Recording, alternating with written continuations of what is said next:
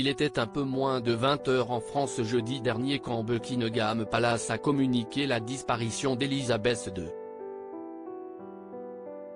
Celle que ses proches surnommaient Lilibet dans l'intimité s'en est allée à l'âge de 96 ans, cédant ainsi le trône à son fils et héritier direct, le roi Charles, 73 ans.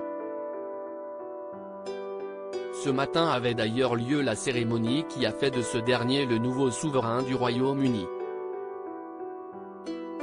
Les festivités ont commencé en fin de matinée au Palais Saint-James tout près de Buckingham Palace, devant les caméras du monde entier, une première dans l'histoire de la monarchie. Parmi l'assistance, on a notamment reconnu le prince de Galles William précédé de la reine consort Camilla. À 11 h, Charles III était enfin devenu officiellement roi, une nouvelle célébrée par l'hymne national remis au goût du jour sous le titre God Save the King. Une séquence inoubliable dans la longue histoire de la monarchie britannique. Cet après-midi, les membres de la famille royale étaient sur le départ du côté du château de Balmoral où Elisabeth II a rendu l'âme. Plusieurs véhicules ont été aperçus aux environs de la petite église de Cratty-Kirk où était organisé un service religieux.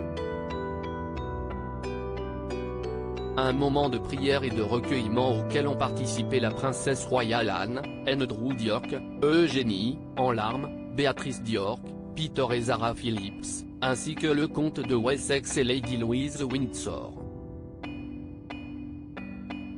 Seul manquait à l'appel Harry. Le cadet de Charles III avait été appelé au chevet de sa grand-mère jeudi dernier alors qu'il était attendu à Londres pour prononcer un discours aux Wiltshire Awards.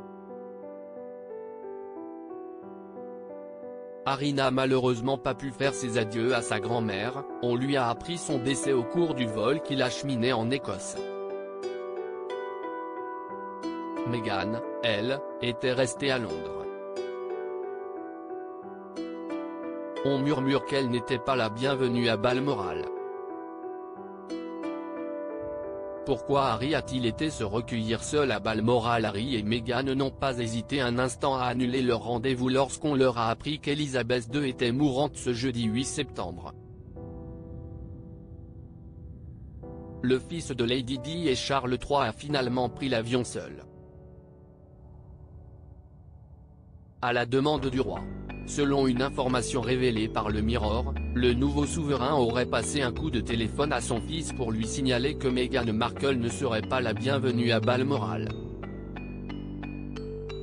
Harry a pris une décision douloureuse pour ne pas provoquer un scandale au cœur de la famille royale que son épouse accusait d'ailleurs il y a un an de racisme sur le plateau d'Oprah Winfrey dans une interview choc. Si est-il le visage fermé et les traits tirés qu'on l'a vu arriver sur le tarmac une heure plus tard. Il a été le premier membre de la famille royale à quitter Balmoral pour reprendre le chemin de Londres où l'attendait la mère de ses enfants, Archie et de Lilibet, promus au titre de prince et princesse comme le stipule un protocole vieux de près d'un siècle. Y aurait-il de l'orage dans l'air? Charles III a cherché à apaiser les tensions lors de sa première allocution à ces sujets. « J'exprime mon amour à Harry et Meghan qui continuent de construire leur vie à l'étranger.